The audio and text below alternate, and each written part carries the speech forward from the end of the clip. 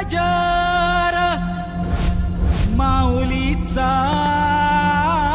गजर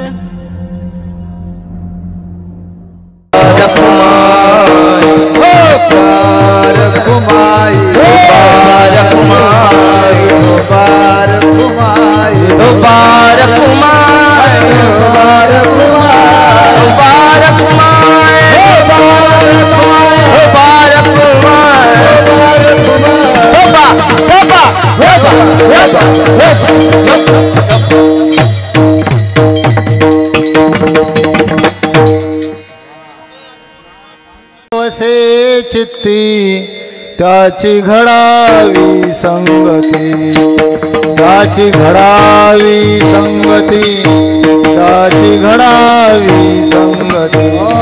देव वसे चित्ती त्याची घडावी संगती, त्याची घडावी संगती, त्याची घडावी संगती। देव वसे चित्ती त्याची घडावी संगती, त्याची घडावी संगती, त्याची घडावी संगती। देव वसे चित्ती त्याची घडावी संगती, त्याची घडावी संगती। ऐसे आवडते मना देवा पुरवावी वासना, देवा पुरवावी वासना, देवा पुरवावी वासना। ऐसे आवडते मना देवा पुरवावी वासना, देवा पुरवावी वासना, देवा पुरवावी वासना। हरिजनासी भेटी नवो अंग संग तुटी, नवो अंग संग तुटी, नवो अंग संग तुटी। हरिजना भेटी नवो अंग संग तुटी, नवो अंग संग तुटी, नवो अंग संग तुटी। ऐसे आवडते मना देवा पुरवावी वासना, देवा पुरवावी वासना, देवा पुरवावी वासना। आवडते मना देवा पुरवावी वासना, देवा पुरवावी वासना, देवा पुरवावी वासना। कामने जिने भले संत संगष्टने, भले संत संगष्टने, भले संत संगष्टने। कामने जिने भले संत संगष्टने, भले संगष्टने, भले संत संगष्टने। ऐसे आवडते मना देवा पुरवावी वासना, देवा पुरवावी वासना, देवा पुरवावी वासना। ऐसे आवडते मना देवा पुरवावी वासना, देवा पुरवावी वासना, देवा पुरवावी वासना। कुमार कुमार कुमार कुमार कुमार कुमाई,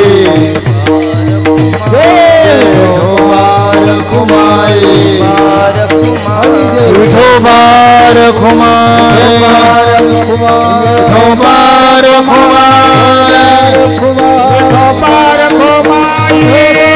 ताळमेळ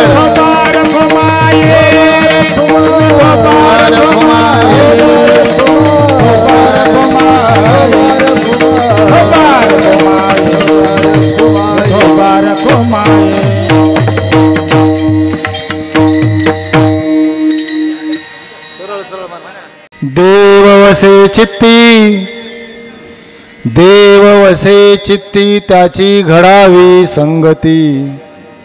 ऐसे आवडते मना देवा पुरवावी वासना। हरिजनासी भेटी किंवा हरिजनासवे भेटी नवो अंग संग तुटी। ऐसे आवडते मना देवा पुरवावी वासना। तुका म्हणे जिने, तुका म्हणे जिने भले संत संगष्टने। ऐसे आवडते मना देवा पुरवावी वासना विठ्ठल विठ्ठल विठ्ठल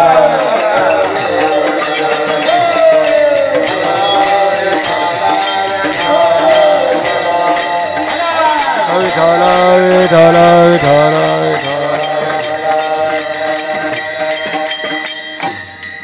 नमो सद्गुरु तुकया ज्ञानदीपा नमो सद्गुरु सच्चिदानंद रूपा नमो सद्गुरु भक्त कल्याण मूर्ती नमो सद्गुरु भास्करा पूर्णकीर्ती सच्चिदानंद रूपाय विश्वोत्पत्त्यादिहेतवे तापत्रय विनाशाय श्रीकृष्णाय वयं नमः ब्रह्मानंदं परमसुखदं केवलं ज्ञानमूर्ति द्वन्द्वातीतं गगनसदृशं तत्त्वमस्यादिलक्ष्यम् एकं नित्यं विमलमचलं सर्वधि साक्षिभूतं भावातीतं त्रिगुणरहितं सद्गुरुं तन्नमामि महायोगपीठे तटे भीमरत्या वरं पुण्डरीकाय दातुं मुनीन्द्रै समागत्य तिष्ठन्तमानन्दकन्दं परब्रह्मलिङ्गं भजे पाण्डुरङ्गं तडिध्वाससम्मीलमेघावभासं रमामन्दिरं सुन्दरं चित्प्रकाशम् वरन्तुष्टिकायां समन्यस्तपादं परब्रह्मलिङ्गं भजे पाण्डुरङ्गम्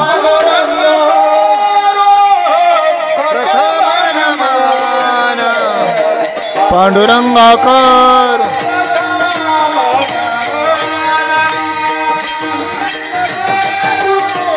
प्रथम नमः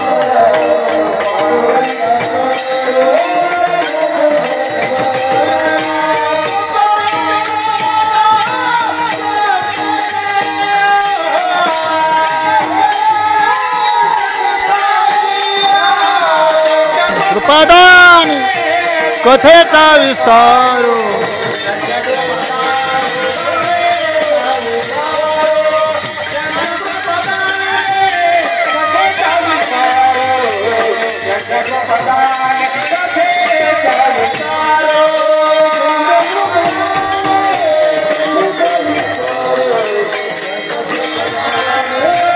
कथेचा विस्तार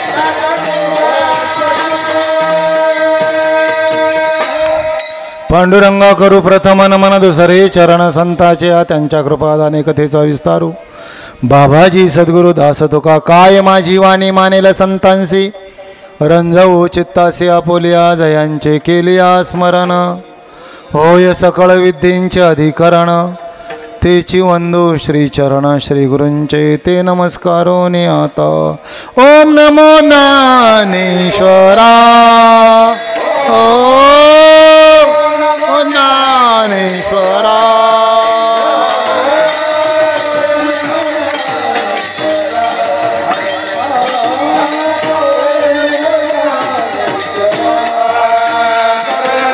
करा दयाळा करा दयाळा करुणा करा दयाळा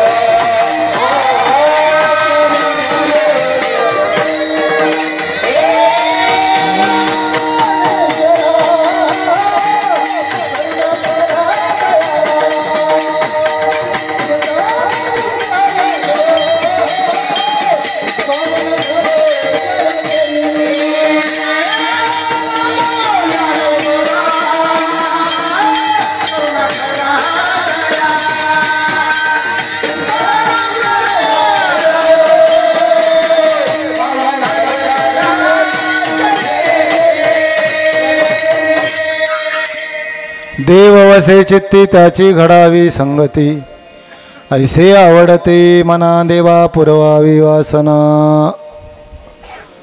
पवित्र अशा प्रांगणामध्ये अत्यंत महत्त्वाच्या अशा कालावधीत चालू असलेला हा नामयज्ञ. या नामयज्ञातील आज उपांत्य मागणी पर पुष्प माझ्या वाट्याला आलेलं आहे. आपला या सप्ताहातील आजचा हा 7वा दिवस आहे आणि हा सप्ताह शहरामध्ये भगवान बाळेश्वर देवस्थान, आपल्या तालुक्यातील संगमनेर तालुक्याचा असलेलं वैभव, तालुक्यातील असलेलं सर्वात उंचावरचं ठिकाण म्हणजे बाळेश्वर. त्याच बाळेश्वरांची प्रतिकृती पठारातील सर्व जी गावं आहेत ती शहरात आली.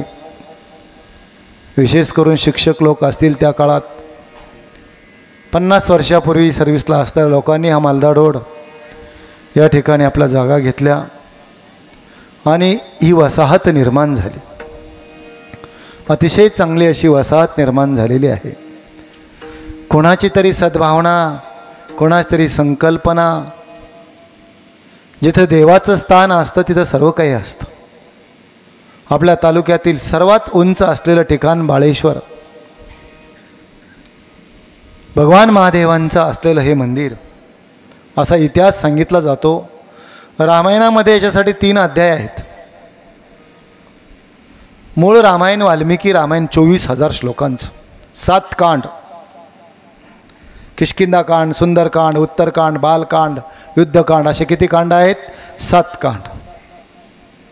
आपल्या संस्कृतीतील असलेलं हे फार मोठं महाकाव्य आहे. 2 महाकाव्य आहेत आपल्या संस्कृतीत, रामायण आणि महाभारत. 24,000 श्लोकांचं रामायण, 1,25,000 श्लोकांचं महाभारत. तर त्या रामायणामध्ये या सर्व परिसराचा उल्लेख, परिसराची माहिती 3 अध्यायांमध्ये येते. हा सगळा आपला परिसर दंडकारण्याचा परिसर. दंडक ऋषींच्या नावावरून याला दंडकारण्य असं म्हटलं जायचं. भगवान रामेश्वर, धांदरफळ, धौम्य ऋषींचा आश्रम, 2 नद्यांचा संगम म्हणून संगमनेर, अमृतवाहिनी आणि म्हाळुंगी म्हणजे प्रवारामाई आणि म्हाळुंगी, या दोन्हींचा एकत्रित झालेला संगम म्हणून संगमनेर. अतिशय सुसंस्कृत, कोणालाही बाहेरच्या माणसाला आकर्षित करणारं आपलं शहर, अतिशय पवित्र, अतिशय सुसंस्कारितपणा, उच्च कोटीच्या शैक्षणिक संस्था, सगळ्याच बाजूनी परिपूर्ण आणि त्याला सर्व बाजूनी असलेली अध्यात्माची झालर. या ठिकाणी आम्ही लहानपणात यायचो. 35 वर्षापूर्वी काहीच नव्हतं. कॉलनी झाली, मंदिर आलं आणि 25 वर्षापूर्वी म्हणजे आता हे वर्ष या सप्ताहाचं रौप्य महोत्सवी वर्ष आहे. 25 वर्षाला रौप्य महोत्सव म्हणतात. आणखी 25 वर्षाने ते सुवर्ण महोत्सवाकडे वाटचाल करत. आणखी 25 वर्षांनी पुढची जी पिढी येईल ते म्हणतील आमचं हे सप्ताहातलं सुवर्ण महोत्सवी वर्ष आहे. 25 वर्षांनी आजचं हे रौप्य महोत्सवी वर्ष.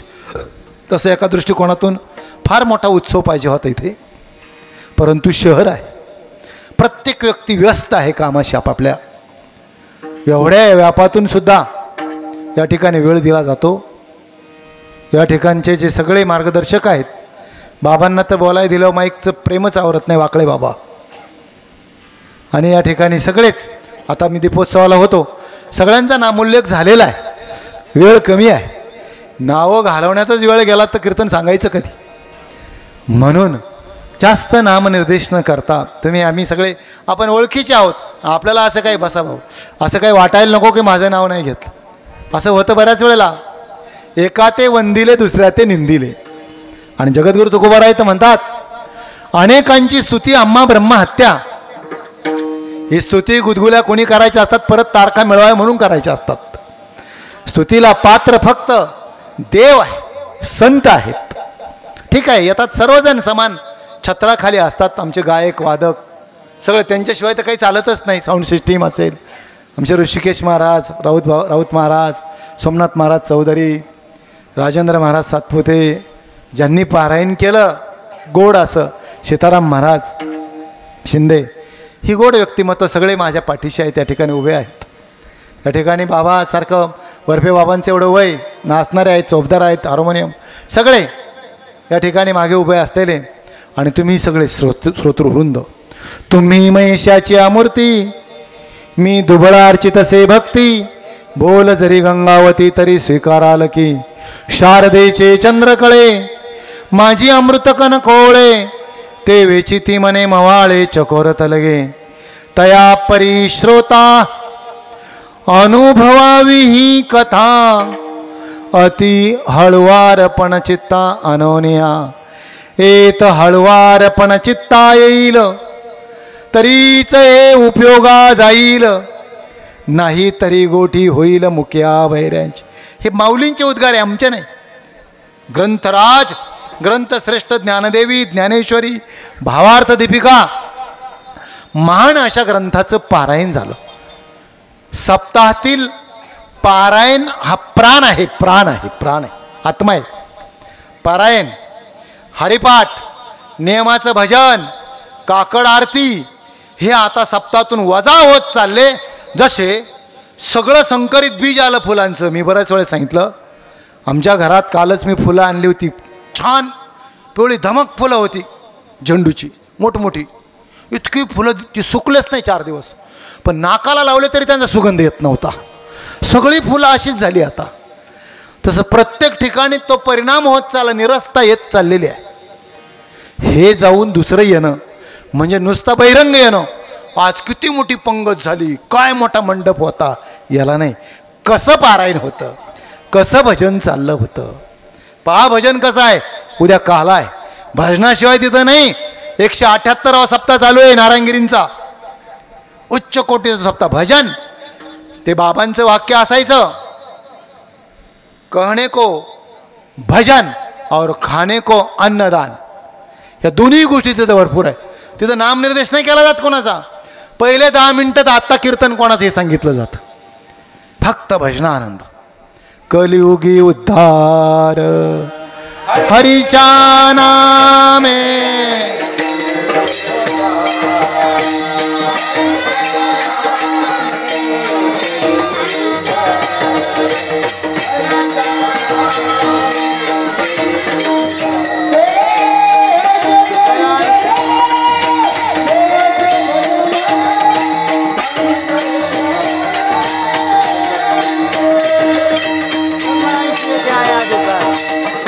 सकळांशी येथे आया अधिकार.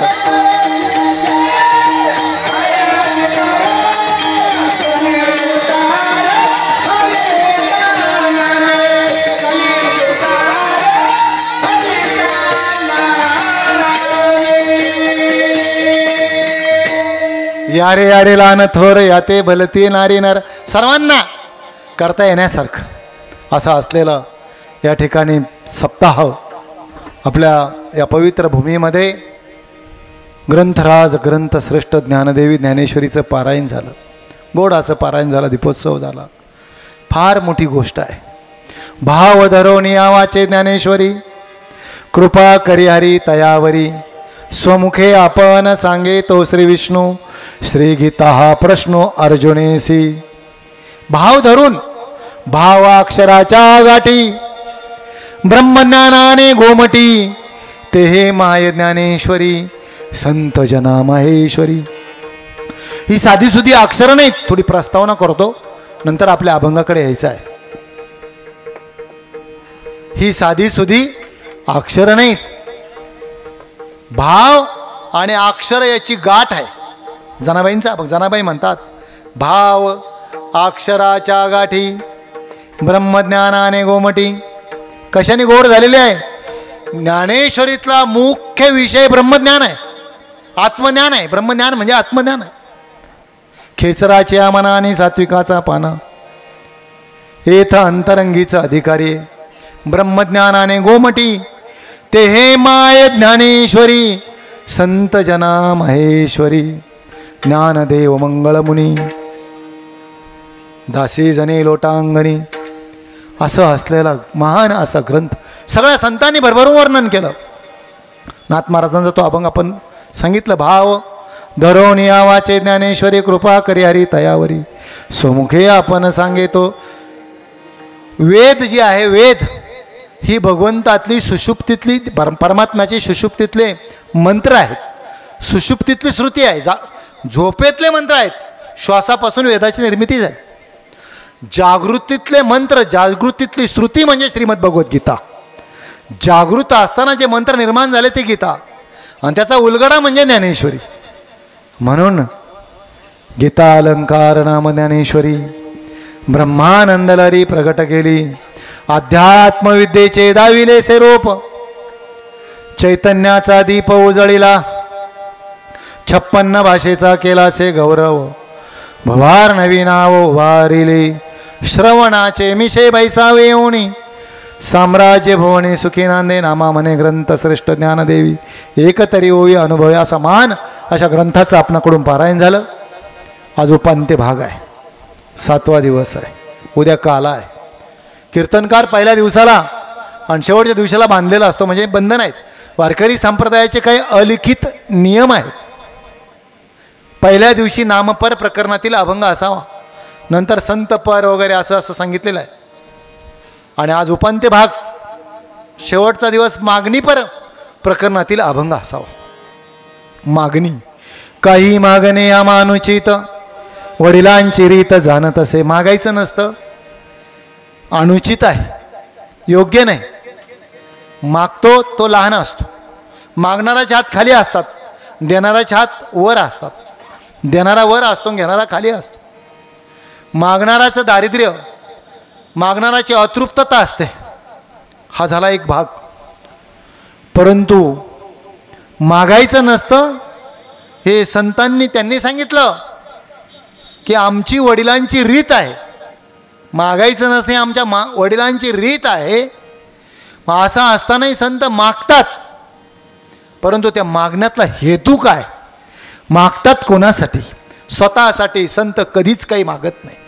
सगळ्या संतांकडे आपण दृष्टिक्षेप टाकला, सगळ्या वाङ्मयाकडे जरी पाहिलं आपण, संत वाङ्मयापर्यंत, अगदी नामदेव महाराजांपासून तर अर्वाचीन, ज्यांना अभंगवाणी म्हणून मान्यता प्राप्त झाली, आपल्या जिल्ह्यातील असलेले निळोबाराय यांच्या वाङ्मयापर्यंत. आवाज येतोय ना स्पष्ट, किंवा मग इको कमी करा वाटलं असतं, पाय येत असेल सांगा. या सगळ्यांच्या वाङ्मयाकडे दृष्टिक्षेप जर टाकला तर काहीच मागत नसतात. पण जे मागणं मागितलं ते लोक कल्याणार्थ, मागणं मागितलं ते देवासाठी, मागणं मागितलं ते लोकांसाठी, मागणं मागितलं ते लोकांच्या हिताचं मागणं मागितलं. म्हणून मागणी पर पसायदान ही मागणी आहे, वैश्विक प्रार्थना आहे. युनोने जिचा स्वीकार केला, राष्ट्रसंघाची प्रार्थना आहे पसायदान. आता अतिसामिप्य दोष म्हणून आपण त्याच्याकडून ते अतिजवळीकतेचं वाटतं, म्हणून त्याचं महत्त्वही कळत नाही. आणि आपल्या लोकांना अर्थाकडे कोणी जात नाही, कारण जाण्याची आवश्यकता वाटत नाही, कारण आम्ही इकडंच रंगून गेलो आहोत. काय अर्थ आहे पसायदानाचा? वैश्विक प्रार्थना म्हणून का गणली गेली पसायदान? 9च ओव्या आहेत ज्ञानेश्वरीतल्या. श्रीगुरूंनी माग म्हटलं तर जे मागितलं ते विश्वाच्या कल्याणार्थ, नुसत्या मानव जातीसाठी नाही मागितलं, या पृथ्वीवरच्या सूक्ष्म जीवजंतूंसाठी नाही मागितलं, सर्व विश्वासाठी मागितलं. म्हणून जगातली सर्वात उच्च कोटीची प्रार्थना आहे ती पसायदान. विठ्ठल विठ्ठल.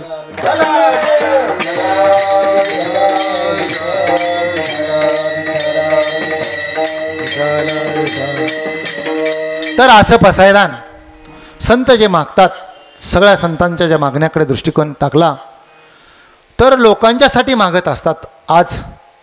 आजचं जे मागणं आहे, आज उपांत्य दिवस आहे, 7वा दिवस आहे.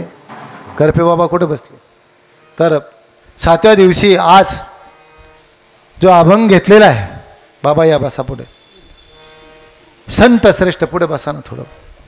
कसं असतं, भीष्माचार्य वगैरे पुढे बसले की मग बालक बापाचे त्या टिरगे, बापा त्याचे जेव लागे, किंवा का बालक बबडा बोले, वाकुडावी चुकी पाऊली, चोज करुणी माऊली रिझवी जीवी. संतांना मायबाप म्हटलं हो. त्यांच्या भावनाच इतक्या उच्च कोटीच्या असतात, ते संतांच्या भूमिकेला गेलेले असतात.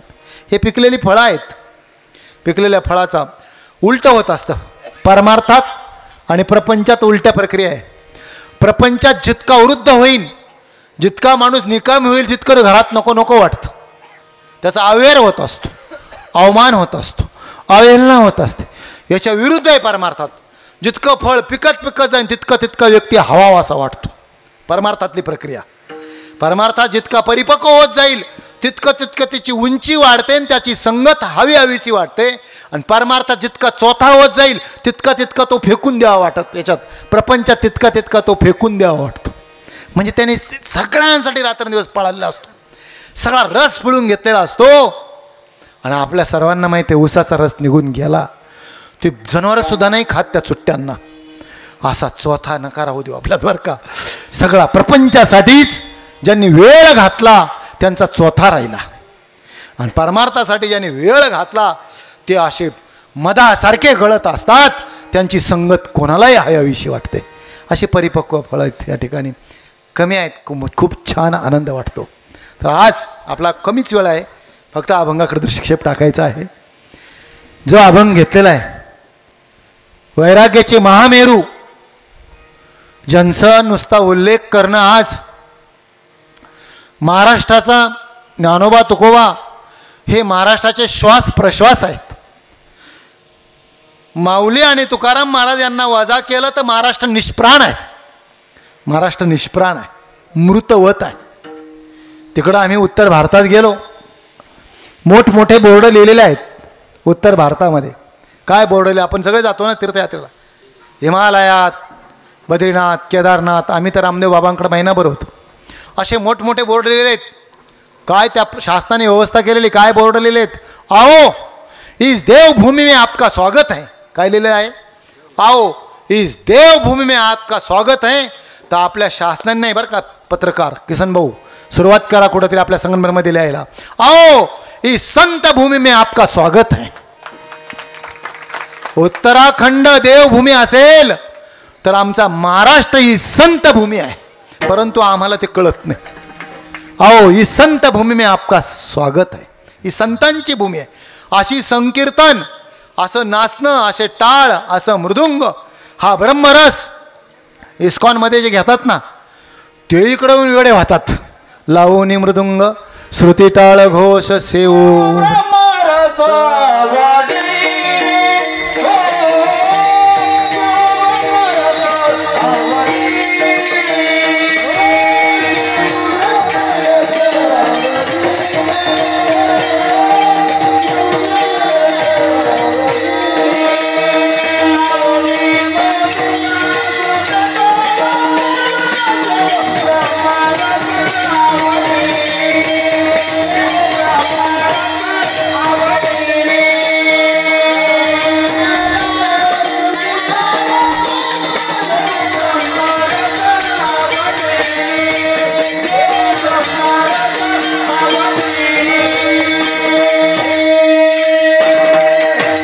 संतांचं मागणं आहे आणि देवासाठीच मागणं आहे. जगद्गुरु तुकोबाराय 4 चरणाचा त्यांचा गाथेतील हा अभंग आहे. गाथा म्हणजे पंचमवेद, आर्षवाणी. या अक्षरांचं वर्णन माऊलींनी केलं. सगळे संतांची जी अक्षरं आहेत ही अशी टलाठण फलाफ जोडून कुठून तरी ते बुद्धीतलं नाही, ते हृदयातलं असतं. म्हणून त्या अक्षरांना भाव अक्षराच्या गाठी असं म्हटलं. म्हणजे भावनेतून हृदयातून निघतं. तिथं प्रवेश करण्यासाठी बुद्धी नाही चालत. आम्हाला कित्येक बुद्धिवान भेटले बरं का दिघे सर, विद्यापीठात कित्येक बुद्धिवान भेटले. म्हटलं ज्ञानेश्वरीच कळत नाही. म्हटलं तिथे हृदयाची कवाड उघडी ठेवावी लागतात. ज्ञानेश्वरी कळण्यासाठी अंतःकरणाचे दरवाजे उघडावे लागतात. तिथे प्रवेश भावने नाही, संत वाङ्मयात प्रवेश. चिकित्सेतून विज्ञान जन्माला येतं, भावनेतून अध्यात्म जन्माला येत असतं. विठ्ठल विठ्ठल.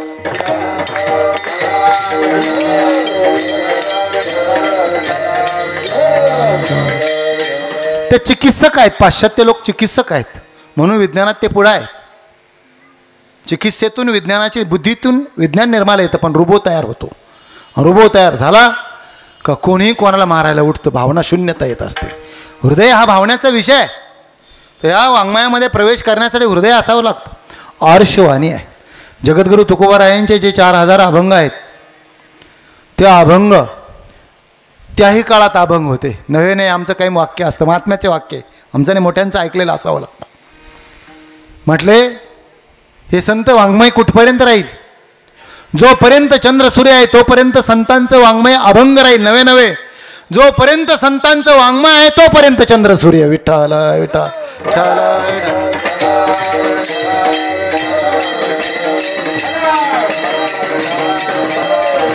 म्या बोलविल्या वेद बोले, म्या चालविल्या सूर्य चाले, म्या हलविल्या प्राणो आले जगाशी चालिता. पर्वती बैसका न संडावी, समुद्र रेखान ओलांडावी, पृथ्वी भूते ही वावी आज्ञा माझी. असं वर्णन सगळ्या माऊलींनी वर्णन केलं. हे पृथ्वी हे सगळं हे चालतं ना, एकमेकावर अवलंबून निसर्गाचं चक्र आहे. त्यामध्ये कसं असतं काय असतं हे सगळं संतुलन. अन्नात भवती भूतानी पर्जन्यात अन्न संभवात, यज्ञात भवती पर्जन्य यज्ञ कर्म समुद्भवा. गीतेत सांगितलं अन्नापासून सगळ्या प्राणीमात्रांचं भरणपोषण होतं. अन्न कशापासून तयार होतं? पर्जन्यापासून होतं. पर्जन्य कशापासून? यज्ञापासून. यज्ञ कशापासून? कर्मापासून. सूत्र सांगितलं आपल्याला सगळ्याला. आता हे सूत्र जर लक्षात येत नसेल, हे चक्र जर लक्षात येत नसेल तर चक्र तोडणारे आपणच आहोत. तर अशा रीतीनं या संत वाङ्मयातली ही अक्षर आहेत. सगळ्या संतांनी जे मागणं केलं त्यामध्ये आज आपण अभंगाकडे येऊया. खूप कमी वेळ असल्यामुळे जगद्गुरु तुकोबारायांच्या 4 चरणाचा गोड असा मागणीपर अभंग आहे. देवाकडे मागितलं आणि देवाकडे मागितलं ते काय मागितलं? देवाकडे मागितलं, हे देवा मागण्याच्या आस पाये मुखाकडे. पांडुरंग परमात्मा जगद्गुरु तुकोबारायांचं इतकं वजं होतं त्यांच्यावर, देवावर संतांचं वजं होत असतं. देव हा ऋणको आहे आणि संत हे काय आहे? धनको आहेत. धन काय? धन आहे आम्हा घरी धन, शब्दांची रत्ने, शब्दांचे शस्त्रयत्न करू, शब्दाच्या मुच्या जीवाचे जेवण, जीवाचे जीवन शब्देची गौरव पूजा करू. शब्दाला देव म्हटलं. काय काय मोठं धन, शब्दांचं धन. कशी आहेत ती शब्द? ही अक्षरे नवती देखा. आता दीपोत्सवाच्या वेळ झालं ना. ब्रह्मसाम्राज्य दीपिका, अर्जुना लागी चितकलिका, वर्णियली श्रीकृष्ण ये गीतेची अक्षरे, जे तुले रिगती कर्णद्वारे, ते तुले होती पुरेपुरे अश्वमेघ. शब्द फार धनवान. देवाला ऋणी केलेलं आहे. देव केला असे ऋणी, वृद्धी सिद्धी वाहे पाणी. देवाला ऋणी करणारे. देवाने सतत मागण्याची आस पाहिजे, ते तर कधी मागत नव्हते. आणि बळच म्हणावा मागा ना काहीतरी, मागा ना काहीतरी. मग मागत असताना जे जे मागणे मागितलं ते काय मागणं मागितलं त्यातला आजचा हा 4 चरणाचा गोड अभंग आहे. आज कधी कधी देवाकडे देवासाठीच मागितलं, कधी कधी देवाकडे देवासाठी मागत असताना काय मागितलं. आजचं अत्यंत महत्त्वाचं चिंतन आहे अभंगाचं पहिलं चरण.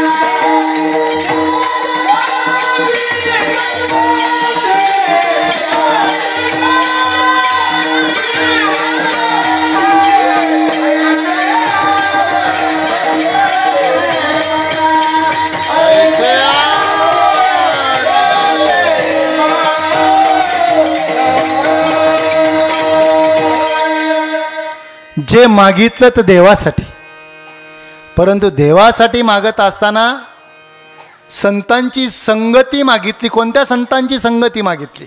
अभंगाच्या पहिल्या चरणात सांगितलं. देवा मला आशांची संगती दे. का बरं मागितलं जगद्गुरु तुकोबाराने असं का मागितलं? कारण त्यांना माहिती आहे संता सवे वसता योग ज्ञाने पैसता गुरुचरण उपासिता वैराग्यसी. तरच देवाची प्राप्ती केवळ संताशिवाय देवाची प्राप्ती होत नाही. संत विना वा. प्राप्ती नाये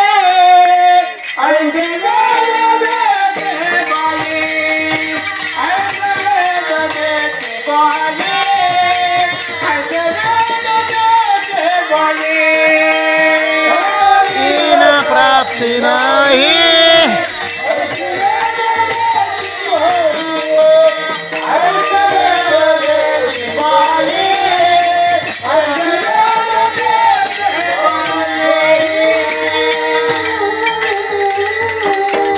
संताशिवाय देवाची प्राप्ती नव्हे.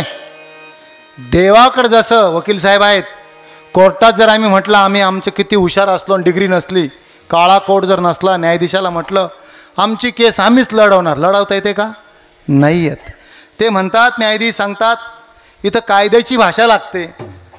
तुमची परिस्थिती नसेल तर सरकारी होईना का परंतु वकील द्या, असंच असतं ना. तसं देवाकडे जाण्यासाठी वेगळी भाषा, वेगळा भाव कसा असावा लागतो ते संतांकडूनच कळत असतो. देव जरी कळाला तरी देव आहे की नाही हे नाही कळू शकत. नामदेव महाराजांच्या जीवनातला प्रसंग आहे, सगळ्यांना माहीत. आपल्याला ते सांगून वेळ घेणार नाही. या ठिकाणी फक्त तुम्हाला जे माहीत नाही ते असं सांगणार. आज महत्त्वाचा भाग आहे की देवाची प्राप्ती करण्यासाठी संताशिवाय देवाची प्राप्ती होऊ शकत नाही अशी ग्वाही कोणी दिली? वेदांनी दिली. सर्वोच्च न्यायालय सृष्टीतलं ज्ञानाचं सर्वोच्च न्यायालय म्हणजे वेद आहे. वेदांनी जर संताशिवाय प्राप्ती होऊ शकत नाही देवाची अशी ग्वाही दिली, तर मग संत काय मोठी ताकद आहे संतांची. संताशिवाय देवाकडे जाताच येत नाही. यासाठी रामायणामध्ये गोड असा प्रसंग आला, तेवढा सांगतो, आपल्या अभंगात प्रवेश करतो. विठाल विठाल विठाल.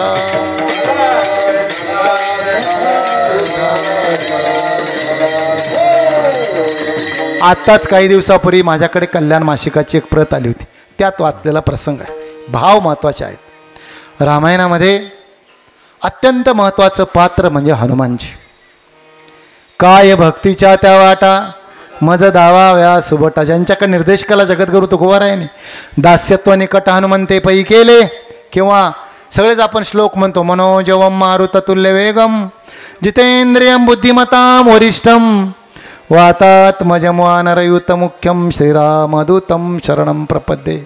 दास्यत्व भक्ती ज्यांनी केली, श्रवणम कीर्तनम विष्णुस्मरणम पादसेवनम अर्चनम वंदनम दास्यम सख्यम आत्मनिवेदन. भागवतात 9वीत भक्ती ज्या सांगितल्या त्यामध्ये दास्यत्व भक्तीचे आदर्य असलेले हनुमानजी अति जवळीक साधू संत महात्मे यांच्या भेटीची, संत संगतीचा परिणाम काय?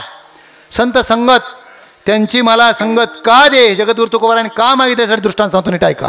फार महत्त्वाचं सांगतो, ऐका. हनुमानजी सीतेचा शोध घेतला. हनुमानजीने लक्ष द्या इकडं. सीतेचा शोध घेतल्यानंतर परवानगी नव्हती, काही करू शकत होते, ताकद एवढी होती, काही करू शकत होते. सीतेला आणलं नाही, फक्त लंका जाळून आले. लंका दहन आले. समुद्राच्या अलीकडे आल्यानंतर रामाला सगळं सांगितलं, सीता आहे, आपल्याला आणायला जायचं. प्रभू रामचंद्रांनी वानरांकरवी सीता लंका घेतली. प्रमाण आहे. माऊलींनी त्याला पाले खायरा म्हटलेले होई ज्ञानेश्वरीत. पुराणांचं ज्ञानेश्वरीमध्ये पुराण आख्यानरूपी जगी भारता आली. सगळी पुराणं सानिव धरुणी अंगी पुरते प्रतिष्ठे लागी. सानिव धरुणी अंगी पुराणे आख्यानरूपे जगी भारता आली. सगळ्या पुराणांनी स्वतःकडे लहानपण घेतलं आणि आख्यानाच्या रूपाने महाभारतात आली पुराणं. तेच वर्णन माऊलींनी केलं. पाले खायरा म्हटलं. पाले खाणाऱ्यांकडून लंका जिंकली. आता लंकेत जायचं तर सेतुबंधनाचं काम करायचं. आजही आहे बरं का, नासाने शोध लावला, माहिती आहे ना, शिकलेले आहेत. नासाने संशोधन केलं. श्रीलंका ते कन्याकुमारी सेतू आहे, तिथे जे पूल घातला होता, जो खडक आहे, जो दगड आहे, आजही पाण्याच्या खाली तसा आहे. त्याच्यामध्ये काय निघतं ते आता शोधा. आपल्याला तिकडं विषय विज्ञानातला नाही मांडाय, तो व्याख्यानातला विषय असतो. इथला भाग वेगळा आहे. तर सेतुबंधनाचं काम चालू होतं. सगळी वानर सेना कामाला लागली होती. आपापल्या परीने सगळे दगडं आणून टाकत होते. सेतू बांधायचा होता, नावं टाकून दगडं तरंगवले जात होते. सर्वात बलशाली असलेले हनुमानजी 5-5 डोंगर आणत होते. 5-5 खांद्यावर 2, हातात 2, डोक्यावर 1, 5 मोठे पर्वत घेऊन इतकी धावपळ चालली होती. कारण लवकरात लवकर सेतुबंधन करायचं होतं आणि लवकरात लवकर लंकेत जायचं होतं. सगळा पुलाचं काम चालू होतं समुद्रात. पुलाचं काम कुठं चालू होतं? समुद्रामध्ये. सगळ्यांची धावपळ चालू होती. सगळेजण आपापल्या परीने आपापला वाटा उचलत होते. प्रभू रामचंद्राने रामेश्वरची स्थापना केली होती. भगवान महादेवांचं पूजन केलं होतं आणि कडेला बसलेले होते. त्याच समुद्राच्या किनारी एक छोटीशी खारुताई होती. तिला वाटलं सगळेच पळापळी करतात, सगळेच आपापला वाटा उचलतात, आपणही काहीतरी काम करावं, याच्यात काहीतरी खारुताईचा वाटा म्हटलं जात तेव्हापासून. मग ती काय करायची? मातीत लोळायची. समुद्राच्या किनारी कुठे लोळायची? मातीत लोळायची. आणि त्या वानरांच्या पायामधून घुटमाळत कुठून तरी घुसत जायची. जिथं दगडाच्या फटी असेल तिथं अंग झटकायची आणि त्या धुळीकणाने त्या पुलाला त्या फटींमध्ये धुळीचे कण ती टाकायची. परत पळत यायची, परत मातीत लोळायची, परत जायची पळत, धुळीचे कण टाकायची. परत तिचीही धावपळ चालली आणि यांची धावपळ चालू.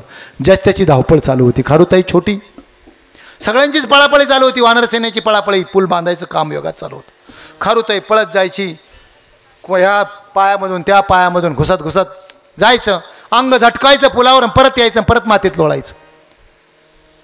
तिची धावपळ चालू होती, यांची धावपळ. हनुमानजीची सगळ्यात मोठी धावपळ चालू होती.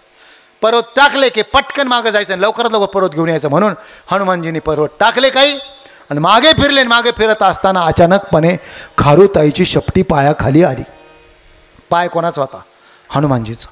शेपटीवर असा इतका जोरात पाय पडला, रक्ताची चिळकांडी उडाली. खारुताई जखमी झाली, रक्त बाजूला पडलं. आता लक्ष द्यायचं काहीच कारण नाही हनुमानजी. त्यांनी पाऊल पुढे टाकला, ते पुढे निघून गेले. कोणाच्याच लक्षात आलं नाही ती खाली होती. कोणाच्याच लक्षात नाही आलं. जो मत भक्त असतो, निस्सीम भक्त असतो, सगळ्यांच्या नजरेतून सुटतो पण देवाच्या नजरेतून नाही सुटत. प्रभू रामचंद्रांची दृष्टी तिच्याकडे होती. अस्वस्थ झाले, ताटकन उठले, शेला टाकून पळत सुटले. जंगलातलं काहीच नव्हतं, कपडे वस्त्र जे होतं, पळत सुटले बाजूला सारखं. प्रभू रामचंद्र पळत आहेत म्हणून वानरसेना बाजूला झाली. काय झालं काहीच कळेना. धावत पुलावर गेले आणि पुलावर जाऊन त्या खारुताईला उचललं. प्रभूंनी खारुताईला उचललं. तिचं रक्त वाहत होत शेपटीतून. पाठीवरून हात फिरवला असं म्हटलं जातं. आजही ती 5 बोटं वटलेली आहेत. खारुताईकडे जर पाहिलं, अति प्रेमाने जवळीक साधली तर ते चिन्ह अजूनही तयाचा पापरा माऊलीने वर्णन केलं. भृग ऋषींनी मारलेली लाथ, कोणती पांडुरंगाची कोणती भगवंताची मूर्ती जर घेतली तर इथं श्रीवत्स लांछन म्हणजे माहिती आहे कथा काय एक पुराण आहे त्याला. ते भृग ऋषींच्या पायाची खून अजून देवाने तशीच छातीवर ठेवलेली, पावलाची खून लात मारली होती. फार मोठा इतिहास आहे तो सुद्धा. तर रामाने वटलेली बोटं त्या खारुताईच्या अंगावर तशीच आहेत. खारुताईची अवस्था पाहून प्रभू चिडले. भक्ताला अस्वस्थ पाहिल्यानंतर देवाला जेवढी चिडे तेवढं कोणालाच नसतं. कारण ज्यावेळेस नरसिंह अवतारामध्ये भगवान नरसिंह अवतीर्ण झाले, हिरण्यकश्यपूला मारल्यानंतर स्थिर होत नव्हते. करायचं काय? सगळं देव देवता घाबरले होते. काय करायचं ब्रह्मदेवाला विचार. सगळं एकमेकाला करायचं काय, त्यांना शांत करायचं कसं. एकच पर्याय म्हटलं शांत करण्याचं.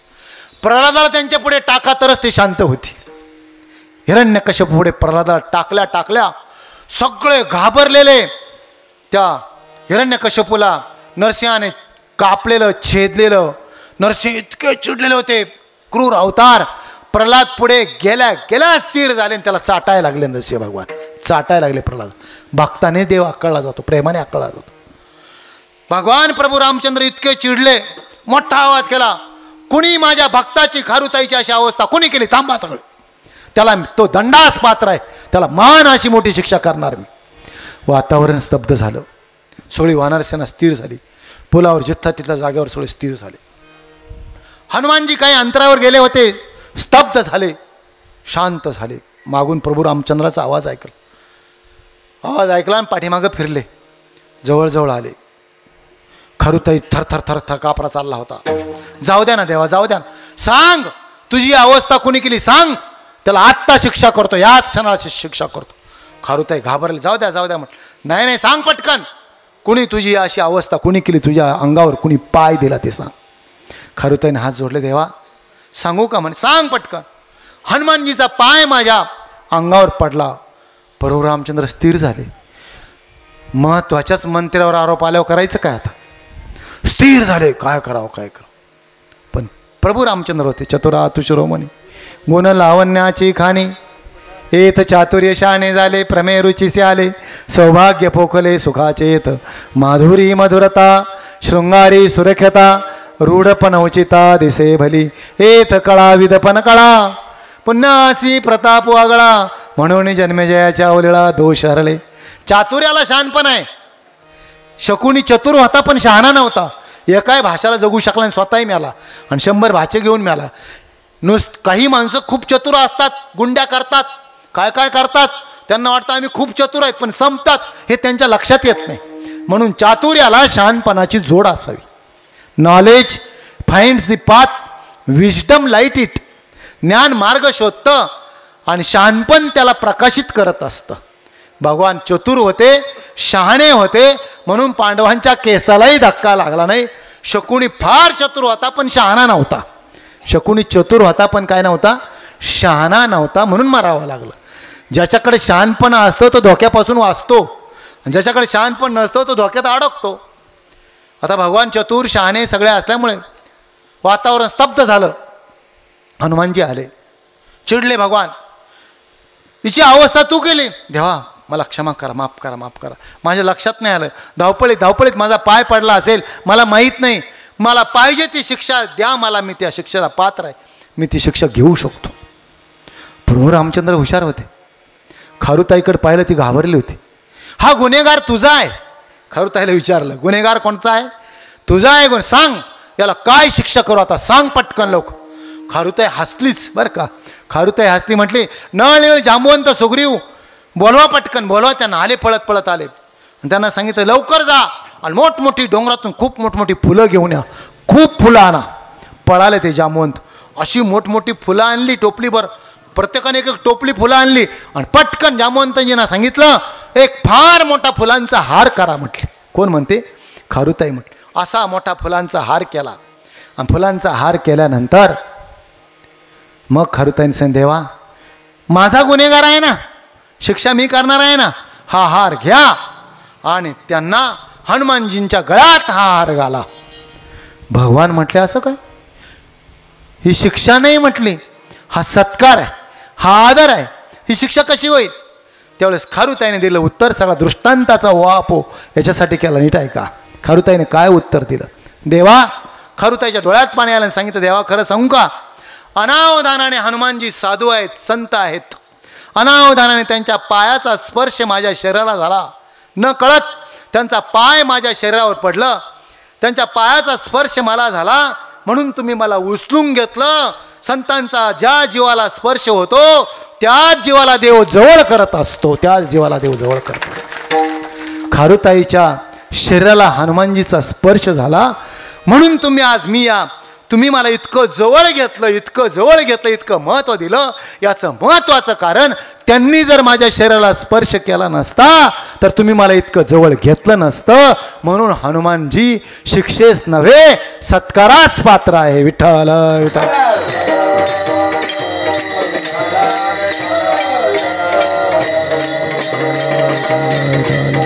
म्हणून जगद्गुरु तुकोबाराय म्हणतात, देवा मला अशी संगती दे ज्यांच्या चित्तात देवाचं वास्तव्य झालं आहे. देव वसे चित्ती त्याची घडावी संगती, घडावी करावी. बरं का, करावी हे सो कर्तृत्व आहे. करावी मला करायचं आहे असं म्हणतो, हे क्रियापद आहेत. आता व्याकरणातून सोडायला गेलं तर खूप वेळ लागेल, पण मांडणी करतो बरं का. घडावी, करावी, घडणं, होणं, करणं आणि घडणं, होणं, करणं आणि घडणं हे क्रियापद आहेत, माहिती आहे तुम्हाला सगळ्यांना. तर करणं हे स्वकर्तृत्वाचा भाव असावा लागतो. स्वकर्तृत्वाने जर म्हटलं मला संतांची संगती करायची आहे, आपल्यात तेवढी ताकद होऊ शकत नाही. पहिली फलश्रुती आपल्याकडून परमात्म्याची खूप वेळेस हरिपाठाचं वाचन झालं का त्याच वेळेस संतांची भेट होत असते. विठ्ठल विठ्ठल.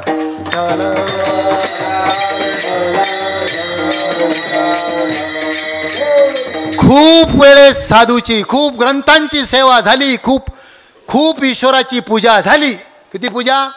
खूप पूजा केली देवाची, खूप पूजा केली का देवाच्या पूजेची फलश्रुती, देवाची प्रसन्नता आपणची देव होय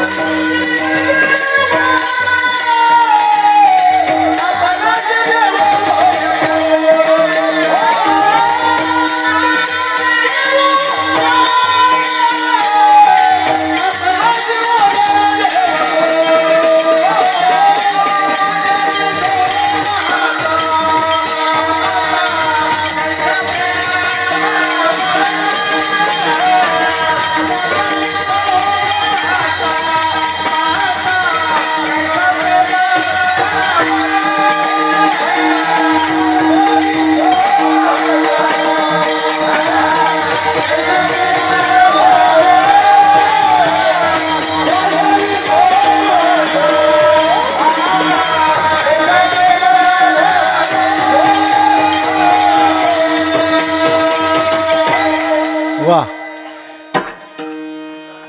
देवाची सेवा झाली, पूजा द्विषी अनुरागम, पूजेमध्ये आत्यंतिक प्रेम, सगळी सेवा झाली का संतांची भेट होत असते. देवाच्या सेवेची फलश्रुती संतांच्या भेटीत, आणि संतांच्या भेटीतून देव कळत असतो. याला अनन्य संबंध म्हणतात. शास्त्रामध्ये याला अनन्य संबंध असं म्हणतात. म्हणून ईश सेवेचं फलश्रुती संतांच्या भेटीमध्ये असते. संतांची भेट देवा मला अशी करून दे. कोणते संत भेटू दे मला? कोणतेही नाही, ज्यांच्या चित्तामध्ये देवाचं वास्तव्य झालेलं असावं. चित्ती तुझे पाय ढोळा रूपाचे ध्यान, ज्यांच्या चित्तात परमात्मा वसलेला आहे. देव वसे चित्ती, ज्यांच्या चित्तामध्ये देवाचं वास्तव्य झालेलं आहे, परमात्मा आलेला आहे, त्यांच्या ते चित्त कसं असावं लागतं? देवाचं वास्तव्य येण्यासाठी जैसे सबाय नवनीत तैसे सज्जनांचे चित्त, तिथं देव येत असतो. कुठेही देव येत नाही. ज्याचं अंतःकरण शुद्ध झालं, ज्याचं पवित्र झालं, ज्याचं निर्मळ झालं. पूर्वीच्या काळी एक विशिष्ट वर्ग होता, त्यांच्याकडे ते कातडे काढण्याचं काम असायचं. जनावरांची कातडे ते काढून 40 वर्षापूर्वी सांगतो, आता नाही सांगत, ते ओढ्याला भिजत टाकले जायचे, माहिती आहे ना, मेलेल्या जनावरांचे. तिथून जवळून गेलं तर दुर्गंध यायचं. कातडं तेच आहे. मग त्याच्यावर ते प्रक्रिया करायची, कातडी कमवणे म्हणायचं. कमवलेलं कातडं पखवादाची वादी कातडच आहे, कीर्तनात आलं. कमवलेलं कातडं चष्म्याचं पॉकेट ग्रंथावर आलं. अगोदर न कमवता कातडं तेच होतं. न कमवलेले अंतकरणं या मंडपात येऊ शकत नाही, किंवा आली तरी त्याचा त्रासच होत असतो. पण जे कमवलेलं असतं ते सुगंध देत असतं. कमवलेलं अंतकरण, ज्याच्या अंतकरणात मल विक्षेप आदी द्वेष गेलेले आहेत. मल विक्षेप आवरण 3 प्रकारचे दोष ज्याच्या अंतकरणातून नष्ट झालेले आहेत. अंतकरणे त्रिदोषाने युक्त असतं. मलदोष, अंतकरणामध्ये असलेली पापेच्छा पाप वासना, याला मलदोष असं म्हणतात. विक्षेप दोष, चित्ताची चंचलता. बैसीला परी गेला शेजिया गावा. इथं बरेच जण कीर्तनात बसले असतील, पण असतीलच असं सांगू शकत नाही. बॉडीली शरीराने बसले असतील, परंतु चंचल मनई कृष्णा प्रमाथी बलवदृढम तस्याम निग्रमण्यम वायुरेव दुष्कृतम, सगळं वर्णन केलं. बैसीला परी गेला, शेजी तर बसलेले दिसतील. सगळ्यांना दृष्टांत पूर्वीचे महाराज सांगते, नाही राहिला तर महाराज दृष्टांत. ते म्हटले, एक दाढीवाला आलं ते महाराज, आणि असं कीर्तन रंगात आलं. सगळ्यांना माहिती आहे, फक्त दिग्दर्शन करतो. कीर्तन जितकं तितका समोरचा एक श्रोता ओला चिंब नुसता रडायचा अष्टसात्विक भाव. ते महाराजाला चेव यायचं. वा काय आपलं कीर्तन आहे, श्रोतावाला चिम बरं का. महाराज ते उड्या मारू कीर्तन मोठं मोठं आपल्यासारखं बरं का. ते मोठं यायचं महाराजाला. कीर्तन झाल्यावर महाराजा दृष्टी त्याच्यावरच. त्याला बोलवलं, या म्हटलं बाबा काय कीर्तन ऐकलं तुम्ही, काय भावलं कीर्तनात. बाबा म्हटलं डोंबलं भावलं. म्हटलं अरे झालं काय बाबा काय. ते म्हटलं का बरं एवढं रडत का सांगा बाबा, रडत का काय तुम्हाला काय. खरं सांगू का महाराज, खरं सांगू का, 4 दिवस झाले आमच्या घरी एक वाघ आला आणि माझं शेळीचं बोकड घेऊन गेला आणि त्याची दाढी आणि तुमची दाढी सारखीच होती. तुमची दाढी जशी जशी हालायची तशी मला माझ्या बोकडाची आठवण यायची म्हणून रडायला यायचं. असे रडणारे असतात बरं का. याला चरवण म्हणतात मनाचं. असे रडणारे ते म्हणून तुमची दाढी जशी हालायची तशी मला माझ्या बोकडाची आठवण यायची म्हणून मला रडायला यायचं. बरेच जण हात चटकतात घरी कुलूप लावलं का नाही. याला म्हणतात विक्षेप दोष. आपल्याला शास्त्र सांगायचं कोणता दोष. इथं बसलेलं असतं, बऱ्याच जणांना कुठंतरी पाहिलं का ती संपत्ती आपल्यालाच असावी वाटते, याला मलदोष म्हणतात. पाप वासना याला कोणता दोष म्हणतात, मलदोष. अंतकरणात असलेले विक्षेप, चित्ताची चंचलता विक्षेप दोष. आणि आपलीच आपल्याला ओळख नसण्याला आवरण दोष म्हणतात. अहम ममतेच्या लवडसावडी माते न पवतीची बापोडी जन्म मरणाची दुथरी रवळीत ठेले. हे सगळे प्रमाण पाहून घ्या. हे 3 दोष आपल्या अंतकरण, हे आजार आहेत, हे रोग आहेत. ठीक आहे, आता तुम्ही मला आजार सांगितले, मेडिकलवाले आहेत इथं, डॉक्टर असतील, कोण डॉक्टर आहेत, त्याला इंजेक्शन सांगा ना, उपाय सांगा ना. शास्त्राने सांगितले ना उपाय, तेच सांगतो फक्त. मलदोष कशाने जातात, वेद विहित निष्काम कर्माच्या आचरणाने मलदोषाचं क्षालन होतं. आता त्याच्यावर विश्लेषण करायला गेलो तर खूप वेळ जाईल, आपल्याला अभंग सोडवायचा आहे. वेद विहित निष्काम कर्माच्या आचरणाने मलदोषाचं क्षालन होतं. उपासनेने म्हणजे भक्तीने विक्षेप दोष जातो. उपासनेमध्ये सर्वात महत्त्वाची उपासना, आता तुम्ही बसलेला आहात तिकडे लक्ष द्या ताई मावशी बरं का, तुम्ही जे बसलेला आहात ना, ही सर्वात मोठी अंतरंगातली उपासना आहे. श्रवणम कीर्तन, श्रवण मनन निधी ध्यासन तत्वम पदार्थ शोधनम, ही अंतरंगी साधना आहेत. मनाचा मारून करिता इंद्रिया दुःख न देता एथ मोक्ष असे ऐता श्रवणाची माझी. श्रवण भक्तीसाठी आलेला आहात ना, हे फार महत्त्वाचं आहे. याने तुमचा विक्षेप दोष जाईल. कोणता दोष जाईल, विक्षेप दोष. उपासनेने विक्षेप दोष जातो, गुरुवाक्याने आवरण दोष जात असतो. असं जे अंतकरण स्वच्छ झालं, असं अंतकरण शुद्ध झालं. शुद्ध झालेल्या पात्रातच दूध टाकायचं असतं आणि विरजण टाकायचं असतं. नाहीतर त्या पहिल्या दह्यात किडे पडले, जंतू पडले, जिला काहीच कळत नव्हतं. पहिल्या दह्यात मोठा दही होतं, त्याच्यात 10 लिटर दूध ओतलं, सगळ्या दुधाचा नाश केला. तसं मळालेल्या अंतकरणात त्याच आवडीनं, ते आमचे पठाडे महाराज खूप छान सांगायचे बाबा. ते म्हटले आपल्याकडून इथून गाड्या जातात संगमनेरवरून, अकोल्यावरून कसाऱ्यापर्यंत बस जातात, जीप जातात, बरोबर आहे ना. तिथून ह्या ट्रेन आहेत, लोकल गाड्या आहेत कसाऱ्यापासून, माहिती आहे ना. ते एक जण गेला म्हटले, नीट ऐका, मार्मिक आहे दृष्टांत. नामदेव महाराजांचा, नामदेव महाराज पठाडेंनी सांगितलं दृष्टांत, 9 कॅसेट आहेत त्यांच्या. ते म्हटले खेड्यातलं गेलं एक जण, त्याला कधी पाहिलंच, मुंबईला जायचं होतं, ते डोक्याला मारून गेलं. बापरे बापरे बापरे. म्हटलं काय झालं बाबा. म्हटलं एवढी जवळजवळ ती 23 डब्याची गाडी, इतकी लांब लचक गाडी आली. बाबा म्हटले मला जायचं आहे तिकडं आता CSTला, छत्रपती शिवाजी टर्मिनल. ही गाडी वळणार कुठं, या गाडीला वळायला एवढं पटांगण, ही गाडी वळणार कधी, वळणार कुठं, इतकी जागा कुठं या गाडीला वळायला. शिकलेला होता, त्यांनी धरलं, बाबा ही गाडी वळत नसते. म्हटलं मग जायची कशी काय परत. ह्या गाडीला 2 इंजिन आहेत म्हणे, 2 इंजिन. किती इंजिन आहेत, 2 इंजिन आहेत. CST टू कसारा ह्या इंजिनने आली, हे इंजिन तसंच राहतं. आता कसारा टू CST जाताना त्या इंजिनने जाणार आहे. अशा बऱ्याच गाड्या अशा आहेत, जितक्या आवडीनं कीर्तनाला येतात तितक्याच आवडीनं तमाशाला जातात. कीर्तनाला येताना ह्या इंजिननी आणि तमाशाला जाताना त्या इंजिननी. याने आयुष्यभर जरी परमार्थ केला तरी काहीच प्राप्त होणार नाही. देवाचं वास्तव्य त्यांच्या अंतकरणात होणार कसं. देवाला येण्यासाठी अंतकरणाची शुद्धी असावी लागते. निसलेलं वेगळं काढून ठेवावं लागतं. एक बाई काय करायची, आमच्या बाबांचे दृष्टांत आहे बरं काय, बाबांकडे आम्ही घडलो 25 वर्ष. ते म्हणायचे एक बाई एक पोत्यातून निसायची, एक टोकरीभर. पूर्वीच्या काळी निसावा लागायचं, आता मशिनरी निघाल्या. आता कोणात सगळं पॅकेजचं जीवन आलं, त्यावेळेस भाऊबंधांना महत्त्व होतं, बरोबर आहे ना. तिनं काय केलं, ती टोकरीभर निसलं का पुन्हा त्याच पोत्यात टाकायची, पुन्हा निसायला घ्यायची, पुन्हा त्याच पोत्यात टाक. आता किती निसत्यानंतर तिचं निसू होईल सांगा ना तुम्ही. हुशार आहात ना, सुगरणे आणि उदारे रसज्ञ आणि जेवणारे. टोकरीभर निसतेलं पुन्हा जर त्याच पोत्यात टाकलं, ती फार शेवटच्या क्षणापर्यंत निसत बसली तरी पोतं निसायचं होईल का? आपलं तसंच आहे. तिला काय नाव ठेवता बरं का?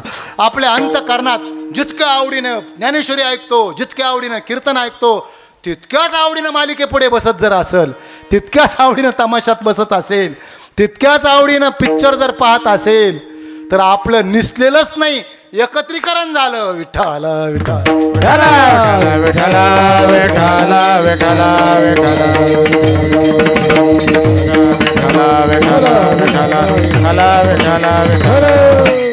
थोडं करा पण निरं करा, थोडं वाचा.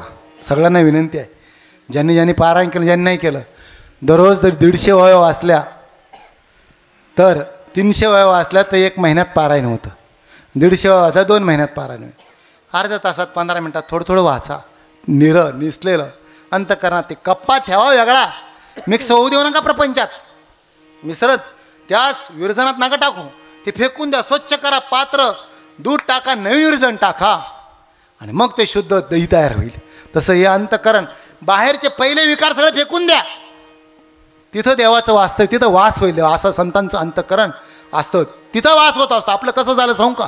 खूप दृष्टांत आता किती किती सांगतोच एक. विठ्ठल विठ्ठल देवाचा वास कुठं असतो? देव वसे चित्ती या पदावर आपण बोलतो. देवाचं वास्तव चित्तात. चित्ताचे आसन, कोणाच्या आसनावर देव जाऊन बसलेला असतो.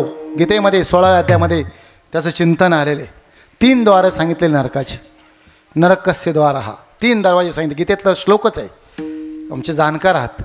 3 दारं नरकाचे सांगितलेले, काम, क्रोध आणि लोभ. ज्याला फास्ट जायचं हे दरवाजे उघडायचे आणि त्या नरकात जाऊन पडायचं. काम हेश क्रोधेश रजगुणा समुद्भवा महाशनो महापापा ज्ञानेनानित्य वैरिणा.